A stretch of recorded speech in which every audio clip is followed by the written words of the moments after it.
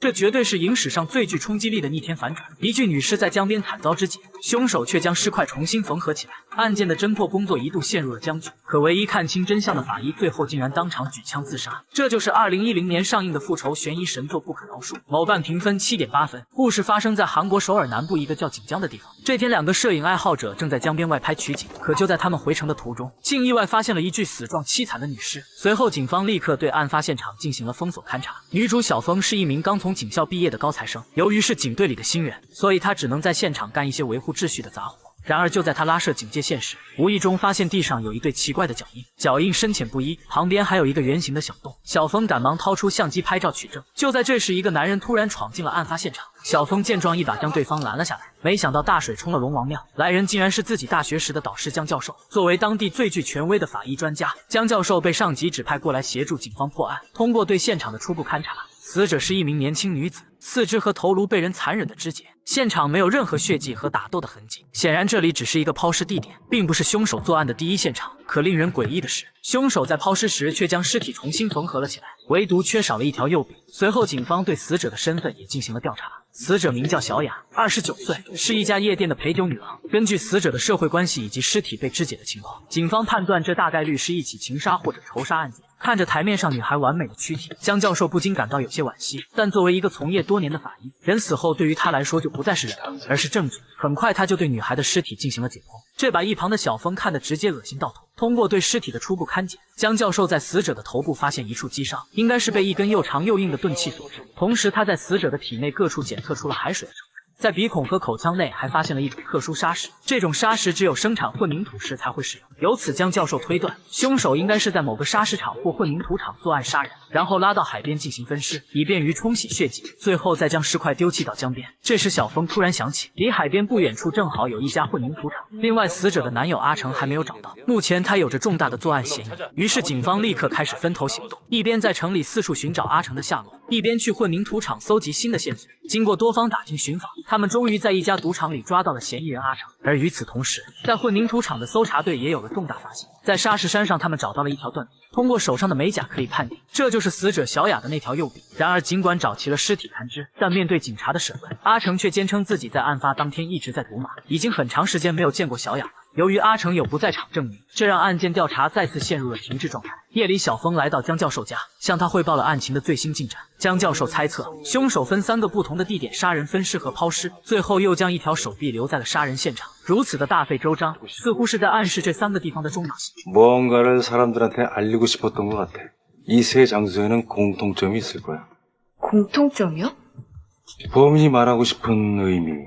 按照江教授的提示，小峰立刻对3处地点的关联性展开了调查。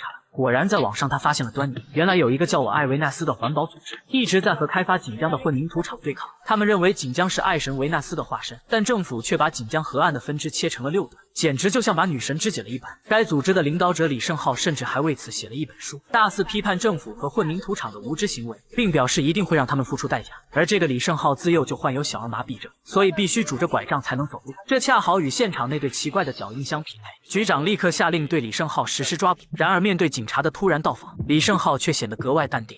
절 잡으러 오셨어요? 죄를 졌으면 죄값을 치러야죠.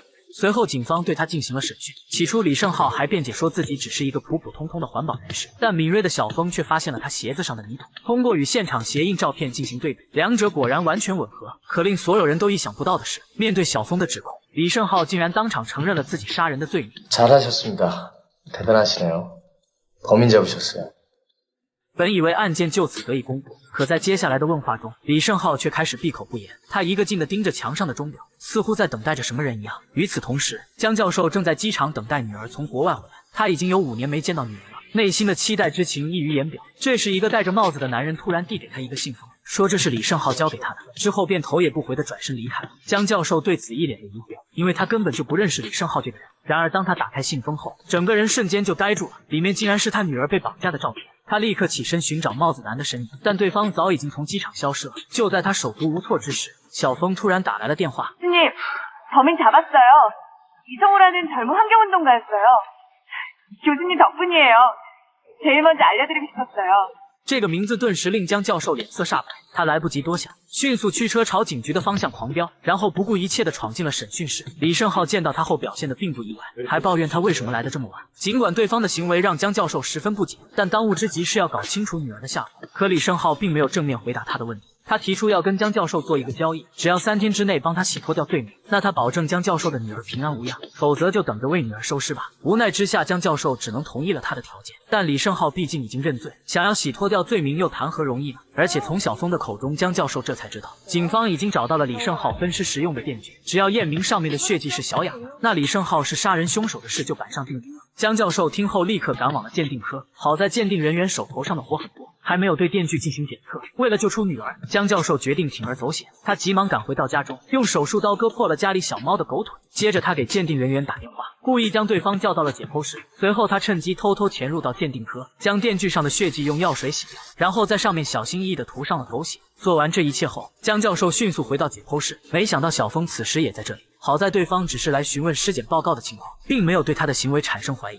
支走了鉴定人员后，江教授开始给小峰洗脑。他先是质疑李胜浩的认罪动机，一个如此泯灭人性的杀人凶手，为何在没有任何压力的情况下就主动认罪？再说李胜浩天生残疾，想要杀人分尸再抛尸到江边，对于他的行动能力而言，似乎并不是那么简单。민형사도여러가지가능성을열어두고이사건을다시한번정리해보는게좋을것같아。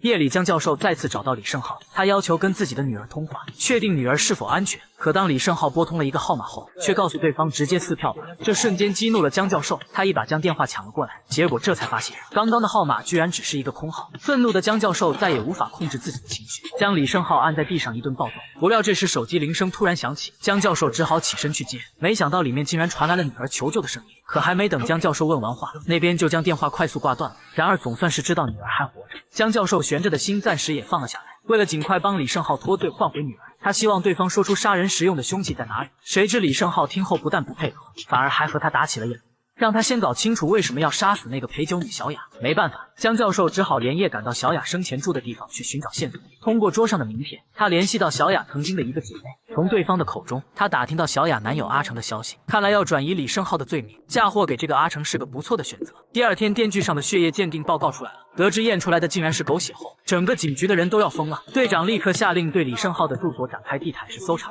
务必要找出杀人作案的凶器。此时的江教授正在大街上寻找阿成，突然接到小峰的电话，他询问江教授尸检报告的情况，顺便还提到了警方要去李胜浩家里搜查凶器的事。这个消息顿时让江教授惊出了一身冷汗，他不等小峰的话说完，急忙驱车赶往了李胜浩家。他必须要抢在警方之前找到那个杀人凶器，否则一切都将徒劳无功。可是翻遍了整个屋子都没有任何发现。无意中，江教授看到了桌上的一张照片，上面竟然是李胜浩和那个帽子男的合影。看来他们两人一定是同伙，女儿现在极有可能就在帽子男的手中。就在这时，警方也赶到了现场，江教授只能取下照片，慌忙躲避。在角落里，他不小心被一根铁钉刺中后背，但他也只能强忍着疼痛，丝毫不敢出声。好在警方很快就找到了一根带血的铁棍，随后便收队离开了。江教授带着照片来到当地的派出所，所里的民警一眼就认出了照片上的人。原来帽子男是一个孤儿，从小就被李胜浩的父亲收养了，长大后和李胜浩的姐姐还成了恋人，所以他和李胜浩的关系亲如兄弟一般。通过民警的提示，江教授找到了李胜浩家的老宅。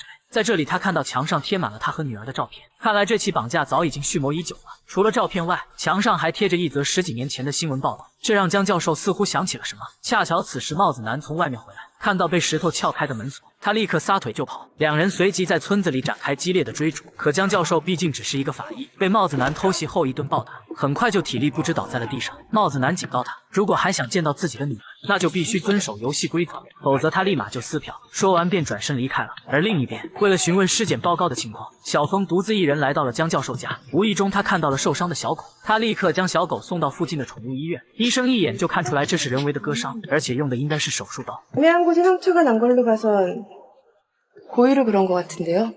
小峰瞬间联想起在电锯上验出来的狗血，他赶忙跑到鉴定科找同事确认。此时的江教授再次来到了看守所，他恳求李胜浩放了他的女儿，因为现在警方已经找到了他的作案凶器，想要翻案已经不可能了。但李胜浩根本就不在乎这些，他坚定地告诉江教授，只要自己出不去，那他女儿就必须得死。看着李胜浩手中的管杖，江教授突然想到了什么。잠깐만。与此同时，警方拿回来的那根铁棍的鉴定报告也出来了。虽然这次上面确定是人血，但血型却与死者小雅的并不匹配。而且铁棍的厚度与小雅头部上的伤痕也明显不同。这个结果让众人难以接受，迫于媒体的压力，队长命人赶紧去找一个能匹配上来的东西，就算做伪证也要把这个案子尽快了结。另一边，江教授刚走出看守所，结果被小峰堵在了门口。小峰质问他为什么要篡改这么远，接着就要以妨碍办案罪逮捕他。见此情形，江教授只能道出实情，向他坦白了女儿被绑架的事。 이성아 구속되면 우리 혜원이 다신 못 봐. 대체 이성우가 왜? 부탁이야. 날 좀 믿어줘. 面对恩师的恳求，小峰顿时有些不知所措。他决定先搞清楚李胜浩绑架江教授女儿的动机。在网上，他查询了江教授参与办案的记录，一则18年前的少女轮奸案瞬间引起了他的注意。受害者名叫李素金，正是李胜浩的姐姐。小峰立刻请档案室的同事帮忙查看卷宗。同事告诉他，李素金当年被3个高中生轮流侵犯，后来不堪欺辱跳河自杀了。可由于3个嫌疑人的家里有钱有势，法院最终以证据不足为由将他们无罪释放。当时出庭作证的目击证人是小雅，而负责验尸的法医正是江教授。了解完情况的小峰找到了李胜浩，他希望对方能悬崖勒马，放了江教授的女儿，因为当年江教授的证词完全是建立在尸检报告的基础上的。李素金的死和他并无关系，但李胜浩听后却不以为然。为了摆脱小峰的纠缠，他主动交出了自己的拐杖，说这就是杀死小雅的凶器。警方立刻对拐杖进行了鉴定，其尺寸果然和死者头部的伤口完全吻合。看来这桩悬案终于可以了结了，但小峰却觉得这件事有些蹊跷。另一边，江教授再次找到了小雅的姐妹，他花高价请对方去色诱小雅的男友阿成，成功弄到了阿成的指纹和体液。可就在他准备离开时，小峰却突然出现在他的车前，他质问江教授到底在干什么。幸好这时帽子男及时出现，将小峰一把打晕。 이 새끼, 이 여자 너무 설치잖아. 내 그래서 당신 도와준 거야. 시간이 얼마 남지 않았어. 江教授此时也顾不了这么多，他急忙驾车赶到了解剖室，从冰柜里推出了小雅的尸体，用刀剖开她的下体，将阿成的体液涂抹在里面，接着又在尸体各处留下阿成的指纹。做完这些后，他连夜赶出了一份假的尸检报告。第二天一早，警方就向检察院提起了诉讼。可昨天还配合上交凶器的李胜浩，今天却突然开始翻供了。原来这一切都是江教授的计划。他故意让李胜浩交出拐杖，借此转移警方的注意力，为自己制造伪证争取时间。一旦有了他伪造的尸检报告，那李胜浩的嫌疑就可以彻底洗脱了。至于已经上交的拐杖，也无法作为绝对证据。全国上下用这种拐杖的人成千上万，根本不能因此去定李胜浩的罪。而现场那对脚印，李胜浩也能自圆其说。他家离江边只有不足1公里的路程，完全有可能是路过时留下来的。没想到一夜之间，所有指证全部被推翻，这让警方也有些措手不及。而这时，江教授的尸检报告也恰好送了过来。检察官看后命令警方立刻放人。就这样，李胜浩被无罪释放，重新恢复了自由。而倒霉的阿成成为了替罪羊，很快就被警方逮捕了。另一边，小峰被打晕后住进了医院，同事给他带来了关于李素金案的卷宗档案。原来当年江教授做了2份尸检鉴定，一份是无法确定是否属于暴力强奸，另一份则是双方自愿发生关系。而出庭时，江教授向法院提供的正是后者。同事告诉小峰，当时法院上下早就被富二代的家属买通了，目击证人小雅和江教授大概率都做了伪证，庭审只不过是走个过场罢了。同时他还发现了一件奇怪的事，3个富二代虽然逃过了法律的制裁，但没过多久几人就先后离奇死亡了，至今都没有找到凶手是谁。结合现在小雅也已经被害，小峰猜测下一个目标很可能就是江教授。此时江教授已经来到了李胜浩家，他希望对方能履行承诺，现在就放了他的女儿。可李胜浩不但没有回应，反而嘲笑江教授做伪证是不是早已经轻车熟路。接着他用拐杖狠狠地砸向江教授，愤怒地朝他大声嘶吼。 아저씨 왜 그랬어요? 네? 原来当年江教授的女儿患上了罕见的疾病，需要花费一大笔钱去国外治疗，可他根本拿不出来这么多钱。恰好这时他碰到了李素金的案子，富二代的家属托人找到了他，对方承诺只要他肯出面做伪证，就会支付一笔高达10亿元的巨款。为了给女儿治病，江教授最后还是应了下来。随后他在法庭上递交了假的尸检报告，并违心的出庭作证，称在死者的身上没有发现任何暴力强奸的痕迹。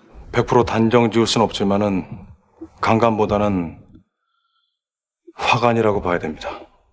即便后来李胜浩的父亲苦苦哀求，甚至跪下来请他说出真相，江教授仍然没有改变自己的决定。而这一幕却深深地印在了李胜浩幼小的心中。所以此刻无论江教授如何恳求，李胜浩都无动于衷。他无法替死去的姐姐原谅这个罪人。他告诉江教授，一切都已经太晚了。听到这句话，江教授彻底被激怒了，他疯了一样的扑向李胜浩，将对方按在地上一顿暴打，终于问出了女儿的下落。原来女儿就被藏在李胜浩家的老宅里。江教授立马驾车向老宅的方向狂奔。与此同时，小峰通过档案上的地址信息，已经先一步来到了这里，结果意外遇到了帽子男，两人随即展开了激烈的搏斗。好在小峰的手中有枪，关键时刻将帽子男一枪毙命。可当他拉开门帘走进屋内后，眼前的景象瞬间让他感到窒息。他终于明白了李胜浩真正的复仇计划。这时江教授也终于赶过来，小峰拼命拦住他，求他不要进去，但救女心切的江教授怎么可能就此止步呢？他跌跌撞撞地冲进了屋内，只见女儿安静地躺在一个玻璃浴缸中，身上被铺满了鲜红色的玫瑰花瓣。看着女儿冰冷的尸体，江教授再也无法抑制自己内心的悲伤，他跪在地上放声痛哭。然而李胜浩的复仇还远不止于此。当江教授颤抖着手想抱起女儿时，他这才发现，除了头颅和四肢外，花瓣下面竟然空空如也，根本没有躯体的存在。此刻本片最逆天的反转也终于来临，原来江教授的女儿早在1周前就回国了。李胜浩将她和小雅先后绑架，并用铁棍和拐杖将两人杀害，然后他把小雅的四肢和头颅与江教授女儿的躯干缝合在一起，这也就导致了警方在检测那根铁棍时出现了血型不符的情况，而女儿在电话里的求救声也只是死前预先设置好的录音罢了。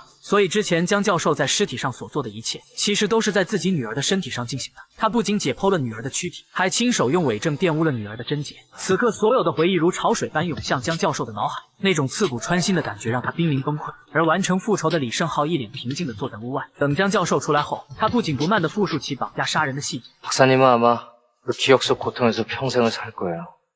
혜원이 아빠를 많이 보고 싶어 했어요. 목소리라도 듣고 싶다고 얼마나 울던지 죽이는데 힘들었습니다. 입닥치라고!